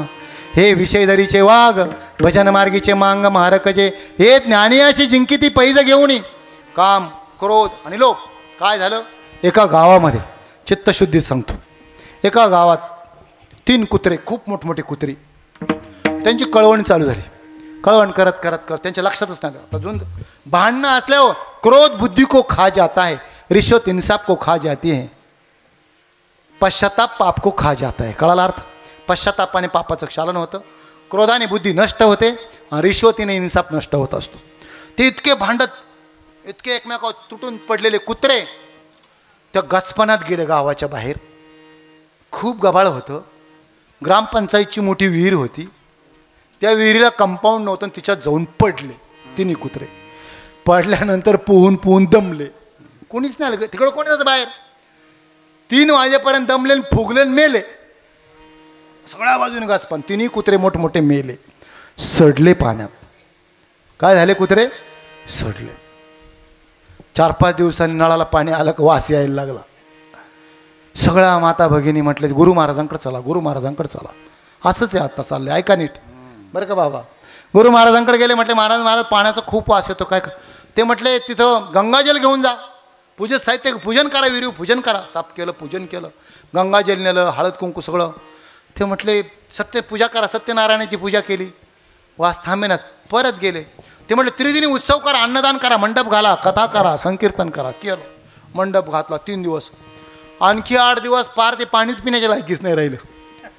गुरु महाराजांकडे चिडले. ते म्हटले, महाराज असं काय करता? सगळा खर्च झाला, आम्ही वर्गणी काढली, एवढं मोठं काम केलं, सगळं झालं, ते पाणी शुद्धच नाही. तुम्ही चला प्रत्यक्ष त्या ठिकाणी. मग गुरु महाराज आले. कधी? असे गुरु महाराज आल्यानंतर मग विहिरीत डोकावले. पाहिलं ते कुत्रे कातडे तरंगले होते. ते म्हटले, ते कुत्रे तुम्ही काढले नाही का? म्हटले, तुम्ही काढायलाच सांगितले नाही बरं का. काय करीत बसले? वरून सगळं पूजा करीत बसले आणि ते पाण्यात पडलेले कुत्रेच काढले नाही. त्यांचं नव्हतं सांगत मी. आपलं सगळं चालू आहे वरून वरून. अंतकरण रूपी गुहेमध्ये, अंतकरण रूपी विहिरीमध्ये 3 कुत्री पडले, काम, क्रोध आणि लोभ. हे न काढताच आपला उपचार चालू आहे. सगळं चाललंय. आपलं भजन चाललंय, आमचं कीर्तन चाललंय, किती पाकिटं देता बरं का, काय काय चाललंय. ठरवून असतं. नरकाचा दरवाजा त्यांच्यासाठी सगळ्यात पुढं असतो. खरंच सांगतो, जर कीर्तन ठरून असेल, कथेचा विक्रय मातेशी गमन. बाबा रे, काय घेशील इथं नरकात? काय सांगशील? काय उत्तर देता? काय उत्तर देता होशील तू अनेक यातना यम करवील ते तर सोडवीन कोण तुझला. खरंच नका करू, बरोबर आहे बाबा. आणि ठरवलं घेऊच नका. घेणाऱ्यांपेक्षा देणाराही नरकात नाही देण्यात राहू द्या. घेती देती नरका जाती. करून जे घेत असतील आणि जे देत असतील त्यांना नरकाचे दरवाजे. कीर्तनाची सुपारी 51,000 सुपारी म्हणतात. पूर्वीच्या काळी सेवा म्हणायची, आता काय म्हणतात कुठं चालला कार्यक्रमाला. आता कार्यक्रम झाला म्हणून समाजात निरस्ता आली. आपला विषय चालला होता, हे पहिलं बाहेर काढा, स्वच्छ करा, तिथं देवाचा वास असतो. हरी यावे हृदय मंदिरी कुणी नाही दुसरे घरी. खूप गोड गीतं होते. गीत आहे, अभंग नाही, गीत आहे बरं का. दुसरं घरी कोणीच नाही, अंतःकरणरूपी घरामध्ये काहीच नाही. माझं मोकळं झालं. काम क्रोध एक घर केले रीते. हे घर काम क्रोधाने रीत व्हावं, तिथं देवाचा वास असतो. अशा शुद्ध झालेल्या अंतःकरणामध्ये देव वास करत असून ते अंतःकरण संतांचं. देव वसे चित्ती त्याची घडावी संगती. देवा घडावी म्हणजे देवाकडे मागणं आहे. देवा तुमच्या कृपेने मी तुमच्याकडे हे मागतो. मी स्वतःची शक्ती नाही मला ती संगत तयार करण्याची. म्हणून देवा तुम्ही मला देऊ इच्छितो ना देवा, तर मला अशांची संगती दे की त्यांची काय ज्याच्या चित्तात तुझं वास्तव्य झालेलं, देवाचं वास्तव्य झालेलं आहे, त्याची घडावी संगती. संगती का मागितली? संग जया जैसा लाभ तया तैसा होतसे अपैसा अनायासे. संगतीने होतो पंगतीचा लाभ. ढेकणाचे संगती हिरा तो भंगला कुसंगे नाडीला साधू तैसा. खळांची संगती उपयोगाने आपण पाय तया संगे. सुसंगती सदा घडो सुजन वाक्य कानी पडो. कलंकमतीचा झडो विषय सर्वथा नावडो. सदंगरी कमळी दडो मुरडी ताटाने आडो. वियोग घडता रडो म्हणे भवचरित्री जडो. ही मागणी केली. सुसंगत संगतीवर आपलं सगळं आयुष्य अवलंबून असतं. म्हणून देवा मला आशांची संगत दे ज्याच्या चित्तात तुझं वास्तव्य झालं. देव वसे चित्ती त्याची घडावी संगती. देवा त्याची संगती घडावी असं माझ्या मनाला फार आवडतं.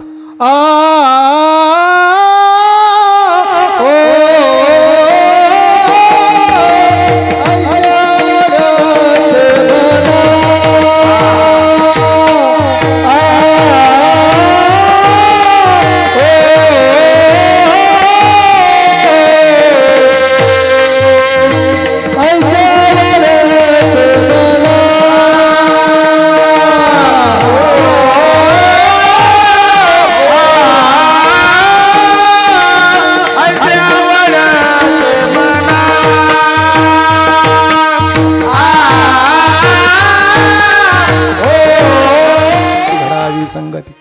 देवा तुम्ही मला त्याची संगती घडून द्या, त्याच्या संगतीत न्या. नवे नवे त्याने म्हटलं मला जन्माला घालायचं असेल तर त्याच्या नानीतला मला किडा करा, किडा करा. वैष्णवांच्या नानी होय किडा, त्यांच्या नानीतला मला किडा करा.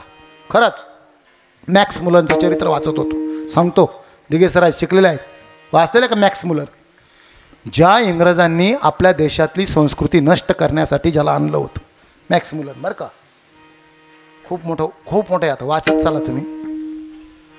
त्यांनी असा जर्मनचा तो होता, जगातला सगळ्यात बुद्धिवान होता. त्याचं फोटोग्राफी मेंदू होता विवेकानंदांसारखा, सायक्लो स्टाईल.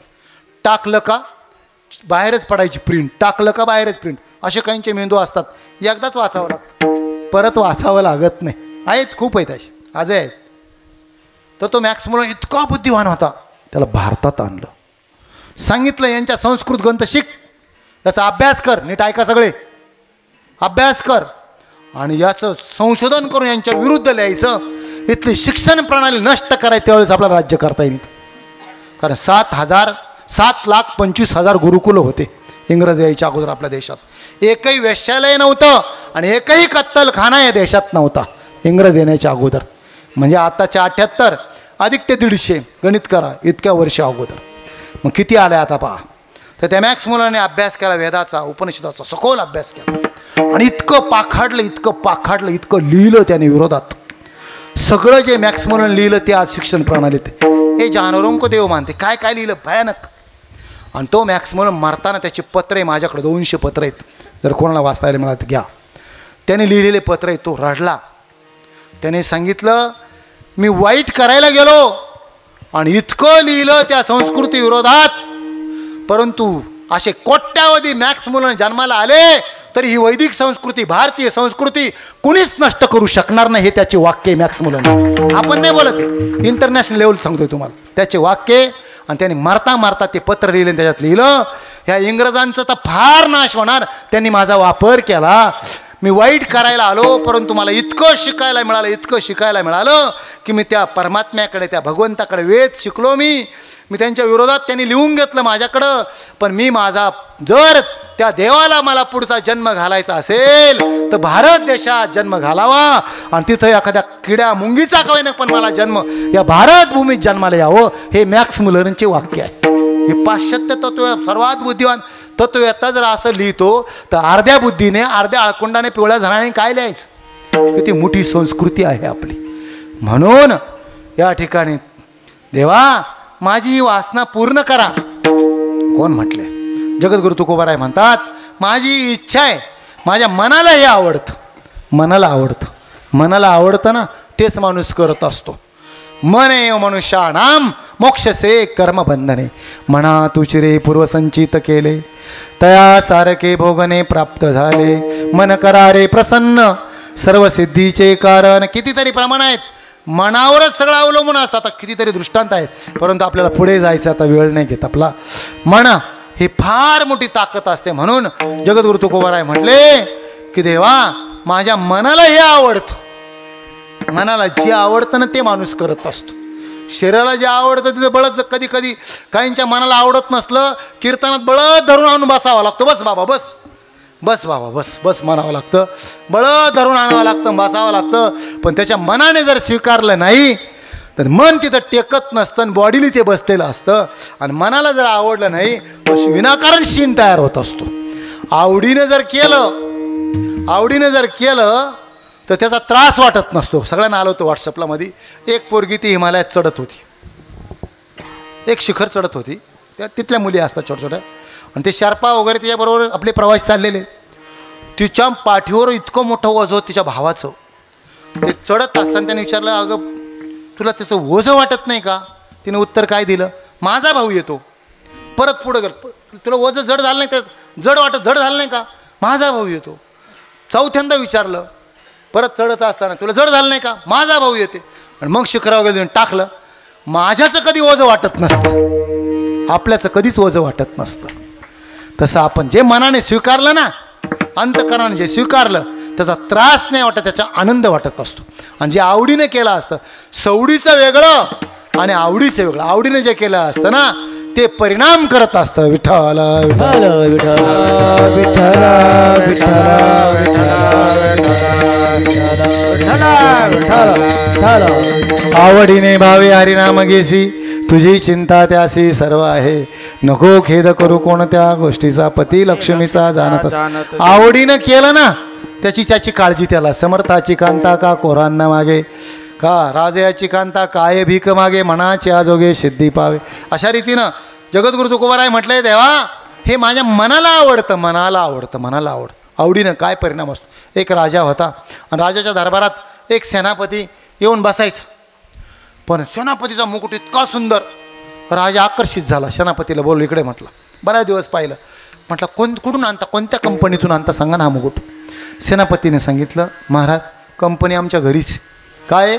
माझी पत्नी विणते, हे मुकुट तयार कर माझ्यासाठी, तुमच्यापेक्षा भारी मुकुट तयार. माप नेलं राजा. सांगितलं महाराजांसाठी आज मुकुट माझ्यापेक्षा भारी तयार करून दे. दिला तिनं, पॅकिंगमध्ये आणला, राजाने घातला. दोघं समोरासमोर बसले तरी त्या प्रधानजीचाच मुकुट चमकत होता. दुसऱ्या दिवशी, तिसऱ्या, 4 दिवस राजा त्याला मुकुट करून आणायला सांगायचं. चौथ्या दिवशी राजा चिडला. कामाच्या अपूर्णतेत क्रोधाची निर्मिती होते. शास्त्र सांगतं ध्यायतो विषयां पुंसां संगास्ते शुभ जायते, संगा जायते काम, कामात क्रोधो विजायते. आमचे झाले स्थितप्रज्ञ. क्रोधात भवती संमोहात. इथं ज्ञानेश्वरी चालू आहे. जवळच्यांसाठी सांगतो, आमचा 2रा अध्याय परिपूर्णतेला आला मालपान्यगरमध्ये. क्रमशः ज्ञानेश्वरी चालू आहे आठवड्याला. कधीतरी वेळ देत चला, कारण ती दृष्टी जर आली ज्ञानेश्वरी तर आपल्याला वाचायची इच्छा निर्माण होईल. विचारा आमच्या किसन भाऊंना. गुरुवार सोडत नाहीत ते. सोडतात का कधी? नाही. तर सांगायचं तात्पर्य तिथं झालं आमचं, तिथं प्रज्ञेची लक्षणं होऊन गेली. दुसरा अध्याय पूर्ण झाला आमचा 3 वर्षात. 4 वर्ष आम्ही पतंजलीमध्ये 4 अध्याय पूर्ण केले. बरोबर आहे ना. आपलं होत जातं, कुठं उगू अगर न उगू पेरणाने पेरणी करत चालायचं. खडकी बिजटा केले, ते सांडे विखुरी गेले, परंतु साने गुरुजी याच्या पुढे जाऊन म्हटले, खडकावर होई नका परंतु बीज टाकावं. कधीतरी पाऊस येईल, कुठंतरी वाहत जाईल, आणि कुठंतरी एखाद्या कपारीला कोंब घेऊन ते उगवेल. निष्ठुर माणसाला का होईना का पण सांगत जावं, कधीतरी त्याच्या जीवनात धडक बसेल. आणि तो आंधळीत ते सुखावला. धृतराष्ट्राला त्याचा उपयोग झाला. काहीतरी त्याला ते शब्द आठवतील, काहीतरी ते कोंब घेऊन उगवतील, म्हणून ते सांगायचं असतं. चला, आपला विषय चालला होता. ते प्रधानजी 4 दिवस झाले. राजा चिडला 4थ्या दिवशी. माझी चेष्टा करता काय? मी सांगतो तुमच्यापेक्षा भारी मुकुट तयार करून आणायला, आणि तुमच्यापेक्षा माझ्यापेक्षा तुझ्या मुकुटापेक्षा माझा मुकुट हलका करून आणतो. प्रधानी सांगितलं, महाराज मला माफ करा, मी दररोज माझ्या पत्नीला सांगतोय भारी तयार कर, भारी तर जा रे याच्या पत्नीला बोलून आणा. गेले सैनिक. तुम्हाला राजाने राजदरबारात बोलवलं. शालीनता असते स्त्रीकडे. चंचल नारी की नयन न चिपे. जिची नजर खाली असते, जिच्याकडे लाजणं असतं, जिच्याकडे मर्यादा असतात, तिला स्त्री म्हणतात. जिच्याकडे मर्यादा सुटलेल्या असतात तिला काय म्हणतात इतके अपशब्द आपण वापरायचे नसतात, बरं का. तर अशा रीतीनं ती आली, तिची नजर खाली होती. राजाने प्रश्न केला, मुकुट तुम्ही तयार करता? म्हणे हो. तुम्हाला माझा 4 दिवसात, ते म्हणे दररोज सांगतात. त्यांच्यापेक्षा तुमचा मुकुट छान तयार करून त्यांनी सांगितलं मला. का तयार नाही केला? तिनं दिलेलं उत्तर अतिशय मार्मिक आहे. ती म्हटली, महाराज या जन्मात शक्य नाही. का नाही? तिने सांगितलं, महाराज मी ज्यावेळेस माझ्या पतीचा मुकुट विणायला बसते, त्याच्या वेलबुट्टी काढत असते, तो मुकुट विणत असताना मी माझ्या हृदयात, माझ्या अंतकरणात माझ्या पतीचं रूप, माझ्या पतीचं नाव आठवत असते, आणि ते आठवून आठवून मी त्याच्यावर कलाकुसर काढत असते, म्हणून त्या जिवंतपणा येतो. तुमचा मुकुट विणताना मी काहीच आठवत नाही, म्हणून ते निरस आहे, ते सुगंध नसलेलं फूल आहे. असा निरसपणा त्याच्या असल्यामुळे जे आवडीनं नसतं, जे बळच सवडीनं असतं त्याच्यात समाधान मिळत नसतं, आणि जे वरून असतं ते मनापासून नसतं. म्हणून जगद्गुरु तुकोबाराय म्हटलं, देवा मला हे काय आवडतं, माझ्या मनाला हेच आवडतं. देव वसे चित्ती त्याची घडावी संगती, ऐसे आवडते मना देवा पूर्वायु आसन. माझ्या मनाला त्यांच्या आवडीचा विषय तो झाला होता. विषय तो त्यांचा झाला नारायण. न आवडे जनधन माता पिता. त्यांच्या डोक्यात काहीच नव्हतं ना.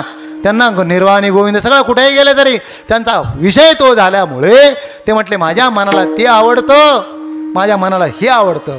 देवा ज्यांच्या चित्तात देवाचं वास्तव्य आहे, ज्यांच्या हृदयात देव आहे, अशांची संगती मला दे. हे माझ्या मनाला आवडतं, ही माझी इच्छा देवा माझी पूर्ण करा, ही इच्छा माझी पूर्ण करा. हे मागणं जगद्गुरु तुकोबारायने 2ऱ्या चरणात केलं. 3ऱ्या चरणात जगद्गुरु तुकोबाराय काय म्हणतो, संपत आलेली आपली. हरिजना सवे भेटी न व्हावा अंग संग तुटी, किंवा हरिजनासी भेटी 2 पाठभेद आहेत. एका ठिकाणी हरिजनासी भेटी न हरिजना सवे भेटी, अर्थ एकच आहे. हरिजनासी भेटी न व्हावा अंग संग तुटी, हरिजना सवे भेटी न व्हावा अंग संग तुटे. देवा त्यांची भेट झाल्यावर मला परत सोडून देऊ नको, त्यांना सांगा त्यांच्यापासून मी वेगळा होऊ नये, अंग संग तुटी होऊ नये. न व्हावा अंग संग तुटी भेटी हरिजना सवे, असा अन्वय अर्थ आहे त्याचा. हृदया हृदय एक झाले, हे हृदयीचे ते हृदयी घातले, द्वैतन मोडिता केले आपणायसे अर्जुना. किंवा गीतेत जे वर्णन केलेले, मच्चिता मद्गता प्राणा बोधयंत परस्परम कथयंत शमाम नित्यम तुष्यंती चरमंती च. त्याच्या खालच्या ओव्या आहेत. चित्ते मीची झाले म्याची प्राणे धाले, जीव मरो विसरले बोधाची भुली. बोधाच्या भुलीमध्ये जन्मन मरण विसरून जातात. जवळिकेची सरोवरे, 2 जवळ असलेली सरोवर ज्यावेळेस एकमेकात मिळत असतात, हे पाणी त्या सरोवरात, ते पाणी त्या सरोवरात जात असतं. होती संताच्या भेटी सांगू सुखाच्या गोष्टी. असे 2 महात्मे, 2 कीर्तनकार, 2 प्रवचनकार, 2 भजने एकत्र आले की त्यांना जर आनंद होत असेल तर समजायची तर परमार्थाचं बीज रोवले. त्यांना जर एकमेकाबद्दल मत्सर वाटत असेल, तर समजायची इथं प्रपंचच घुसलेला आहे बरं का. तर अशी दोन सरोवर एकत्र आल्यानंतर, दोन जवळ आल्यानंतर काय चर्चा आहे तुकोबराय यांची आणि त्या चिंचवडच्या मोरया गोसाव्यांची काय चर्चा आहेत. चिंचवडचे मोरया ग चिंतामणी देवा गणपती स्याना करवावे भोजन, काय गोडा अभंग आहेत पहा. त्यांचा खूप मोठा संवाद आहे. ते दोघंजण ज्या खडकावर बसते तो खडक आज तसाच आहे. मोरया गोसावी जगद्गुरु तुकोबारायाने भेटायला गेले होते कीर्ती ऐकून, काय संवाद झाला त्यांचा. तसं देवा मला हरिजनासवे भेटी, हरिजनाची भेटी त्यांच्या संगतीत, त्यांच्या गेल्यानंतर परत देवा त्यांचा अंगसंग तुटू देऊ नको. योग होणं खूप सोपं असतं पण क्षेम होत नसतो. एखादं शिखर चढून जाणं सोपं असतं पण तिथं पाय रोवून उभं राहणं अवघड असतं. एखादी गोष्ट प्राप्त करणं, प्रतिष्ठा प्राप्त करणं सोपी असते पण ती टिकवणं अवघड असतं. बरीच माणसं संपत्ती मिळवतात, पिण्यावारी घालवतात. बरीच माणसं चढून जातात, वादळ आलं का उडून जातात, खाली कोसळतात. बरीच माणसं उंचीवर चढतात आणि लोकनिंदा झाली का आत्महत्या करतात बरं का. म्हणजे टिकत नाहीत, क्षेम होत नाही. बरोबर आहे ना. क्षेम करता बाई, जो निंदे तेने घे स्तुती तेने, एवढं ध्यानात ठेवायचं. वर चढल्यानंतर खूप मोठं वादळ असतं, तिथं पाय रोवून उभं राहावं लागतं. लिंबाच्या झाडाला कोणी दगड मारत नाही, आंब्याच्या झाडाला एखादं बारकं पोरगं आलं तरी खडे मारतं. ज्याच्याकडे काहीतरी असतं त्याची सगळीकडून निंदा होत असते, सगळीकडून निंदा होत असते. आणि ज्या वेळेस लोक, स्वामी विवेकानंदांचं पहिलं वाक्य, तुमचं कार्य बरं का बाबा सगळ्यांसाठी, तुमचं कार्य योग्य दिशेला चालू असेल, सन्मार्गाने चालू असेल तर पहिला पुरस्कार लोकनिंदा हा पहिला पुरस्कार आहे. कोणता पुरस्कार आहे? लोकनिंदा हा पहिला पुरस्कार आहे. म्हणून लोकनिंदेनं घाबरून न जाता लोकनिंदा हा पहिला पुरस्कार स्वीकारायचा, नंतर पुढचे पुरस्कार घ्यायचे. काय दिलं संतांना आतापर्यंत, आता इतिहास सांगत नाही बसत, काय दिलं त्या काळात, ते त्या काळातले संत कालबाह्य असतात. म्हणून या ठिकाणी क्षेम मागितला तुकोबरायाने. क्षेम, योग म्हणजे काय? मिळणं. आणि क्षेम म्हणजे काय? टिकणं. अनन्या चिंतयन्तो मां ये जना पर्युपासते तेषां नित्याभियुक्तानां योगक्षमं वहाम्यहं. लोकनिंदा हा पुरस्कार आहे. म्हणून या ठिकाणी सांगत होतं जगद्गुरु तुकोबराय म्हणतात, देवा हरिजना सवे भेटी, त्यांची एकदा का भेटी झाली का तुम्ही एवढी कृपा करा माझ्यावर, हे मला द्या. न व्हावा अंगसंग तुटी, त्यांची संगती, त्यांचा अंगसंग, त्यांची जवळीक माझी कधीच तुटू नव्हे. ऐसे आवडते मना देवा पूर्वावी वासना. वेळ संपत आली आहे म्हणून शेवटचं चरण भैरवीने म्हणा. तुका मने जीने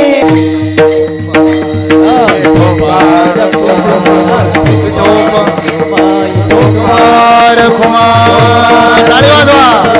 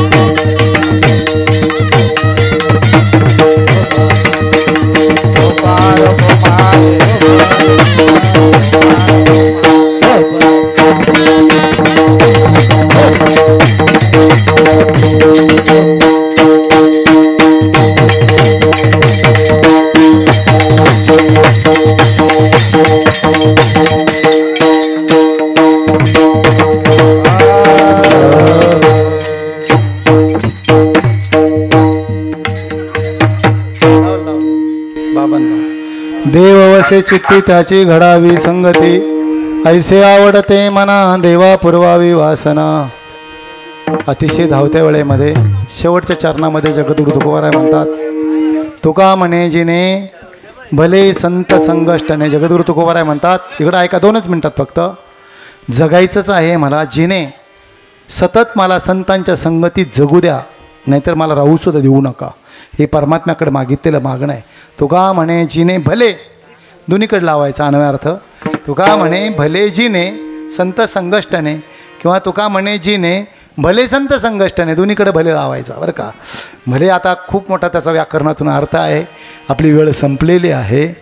अतिशय धावता भावार्थात शेवटचा दिवस असल्यामुळे एक तर कीर्तन 10:45 सुरू झालं तरी 11:30 वाजवले. आता जास्त वेळ घेणं उचित नाही. तुम्ही सर्वांनी ज्यांनी पारायण केलं असेल त्यांच्या चरणी नतमस्तक होतो. ज्यांनी या ठिकाणी वेगवेगळ्या प्रकारची सेवा केली असेल, कोणी भजन म्हटलं असेल, कोणी हरिपाठ म्हटलं असेल, कोणी अन्नदान केलं असेल, कोणी पंगत दिले असेल, वर्गणी दिली असेल, कोणी झाडून काढलं असेल, कोणी पारायण करणाऱ्यांना पाणी दिलं असेल, काय कोणी कशाच्या ना कशाच्या रूपाने जी सेवा केली त्या सर्वांच्या चरणारविंदी नतमस्तक होतो. अशीच आपल्या सेवा करण्याची संधी जगन्नियंत्या परमात्मा बाबांना जशी वाकळे बाबांना प्राप्त करून दिली कोरोनातून. आमच्या पुढं मोठं उदाहरण आहे. आमच्या जवळचे तिथंच तुमच्या जवळात होते 3 स्कोअर असलेले गेले 18चा स्कोअर असलेले जिवंत आहेत बरं का. बाबांनी आता सांगितलंच मगाशी याचं कारण आहे की हरिपाठ कीर्ती मुखे जरी गाय पवित्रची होय देह त्याचा. ज्याच्या तोंडात हरिपाठ चालू आहे. आमचे वारकरी शिक्षण संस्थेचे 15 वर्षापासून जे अध्यक्ष आहेत त्यांच्या जवळून मुलाखत आम्ही त्या मुलाखतीला मी स्वतः होतो. संदीपनजी महाराज हासेगावकर त्यांनी सांगितलं मी गाडीत बसत असताना 11 वेळेस त्या मंत्राचा जप करतो. नीट ऐका. नारायण हरी बोला उच्चार नामाचा तेथे कळी काळाचा रिगण आहे. ते म्हटले असं गाडीत सगळ्यांनी म्हणत चला इथून पुढं. ते म्हटले मी गाडीत बसताना हरिपाठ तर चालूच असतो पण गाडीत बसलो की याचा 11 वेळेस जप करतो. नारायण हरी उच्चार नामाचा तेथे कळी काळाचा रिगण आहे. 9 वेळेस ॲक्सिडेंट झाला. एकदा तर गाडीचा चोरडा झाला पण माझ्या केसालाही धक्का लागला नाही. ते म्हटले आम्ही सुद्धा त्यांचे ॲक्सिडेंट पाहिले. संदीपन महाराज हासेगावकर, संदीपन महाराज शिंदे बरं का. त्यांनी स्वतःचा अनुभव सांगितला. तसं आपण सुद्धा कधी प्रवासात निघालं तर मंत्राचा जप करा नाही. ज्याच्या मुखात हरिपाठ त्याला कळीकाळ काही त्याची कळीकाळाची त्याला भीती नसेल म्हणून सतत त्याचं हरिपाठाचं चिंतन करा. ताईंनी त्यांच्या आईला काहीतरी 7 वर्ष झालं काहीतरी काही दिवस झाले मला वाटतं म्हणून हरिपाठाची पुस्तकं कोणत्या नवलेताईंनी हरिपाठाची पुस्तकं वाटलीत. सगळ्यांनी दररोज हरिपाठ पाठ करा. स्वयंपाक करता करता म्हणा हरिपाठ म्हटल्याशिवाय जेवायचं नाही. हा नियम करा. नित्यनेमन आम्ही ते प्राणी दुर्लभ लक्ष्मी वल्लभ तयाजवळ गळ्यात पवित्र तुळशीची माळ घाला. सप्त्यातून परिवर्तन व्हावं नाहीतर किती बुंदी खाली किती मोठा सप्ताह झाला काहीच उपयोग झाला नाही. आपल्या अंतःकरणात बदल व्हावा हीच अपेक्षा व्यक्त करतो. भगवान करो आपणा सर्वांना सद्बुद्धी प्राप्त करून देऊ. या ठिकाणी ऐकण्यासाठी खूप मान्यवर आलेले आहेत. कोणाचंच नाव नाही घेत. फक्त 2 मुख्य आहेत आमचे बाळकृष्ण महाराज करपे गुरुवर्य आणि वाकळे बाबा. या ठिकाणी सगळे गायक वादक या सर्वांच्या चरणारविंदी नतमस्तक होतो. ज्यांनी पारायण केलं आमचे गोड असे आमचे सन्मित्र शिंदे महाराज, शिंदे माऊली म्हणतो आम्ही त्यांनाही नतमस्तक होतो. आमचे घुले सर सगळेच या ठिकाणी. आमचे तर हृदयस्थ मित्र काळेसाहेब आहेत, किसन भाऊ आहे, सगळे या ठिकाणी मान्यवर दिघे सर. फार तुम्हाला भगवान आयुष्यवृत्ती होते बरं का. याच्यातून अंतकरणापासून गातात आमच्या राऊत सरांनी गोड अशी भैरवी जे संगीतातले अलंकार आहेत बरं का. आमचे हृदयस्थ मित्र आहेत, माझे श्रोते आहेत. आमची 7-8 वर्षापासूनची हृदयातली मैत्री आहे अंतकरणातली. सातपुते महाराज, राजू महाराज, चौधरी महाराज सगळे या सर्वांच्या चरणावर विंदी चोपदार. बाबा तुम्ही जसे दिसतात तसेच अजून तसेच आहात. कितीतरी वर्षापासून नाचता म्हणून आनंदित आहात बरं का. ते बालकासारखे बालवत क्रीडा असावे. कारण लहानपण देगा देवा मुंगी साखरेचं. इथलं नाचणं खरं आहे. डॉल्बी पुढं नाचणं मरणं आहे. इथलं नाचणं जगणं आहे. ध्यानात ठेवा. तिथं डीजे पुढं जे नाचून ते मरतील. इथं जे नाचतील ते त्यांची आयुष्याची वृद्धी होईल. त्यांना प्रेरणा मिळते, ऊर्जा मिळते, पॉझिटिव्ह विचार येतात, पेशी उद्दीपित होतात. ते नक्कीच ते असेच तेजस्वी असेच हसत राहणार, असेच प्रसन्न राहो ही सद्भावना व्यक्त करतो. आणि या ठिकाणी ऋषिकेश महाराज गोड असा स्वर त्याने आवाजच तसा काढतात. त्यांचं काय सांगावं आता बरं का. सगळेच गोड अशी साथ मिळाली. ज्यांनी या ठिकाणी यूट्यूबची व्यवस्था केली आमचे कोर्टामध्ये ते सर्व्हिसला आहेत आपल्याकडे. ते म्हटले आपल्याला काढायची कॅसेट. म्हटलं काढा बरं का. तर या ठिकाणी त्यांनाही धन्यवाद देतो. आणि सर्व तुम्ही या ठिकाणी ऐकून घेतलं. थोडा वेळ झाला त्याबद्दल क्षमस्व आणि थांबूया आपण. ज्ञानेश्वर माऊली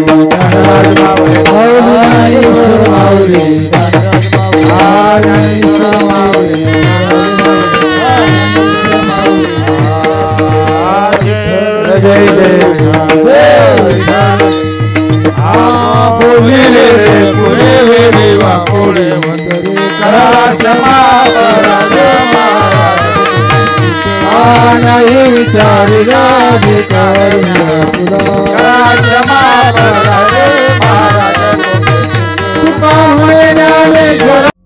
गजर माऊलीचा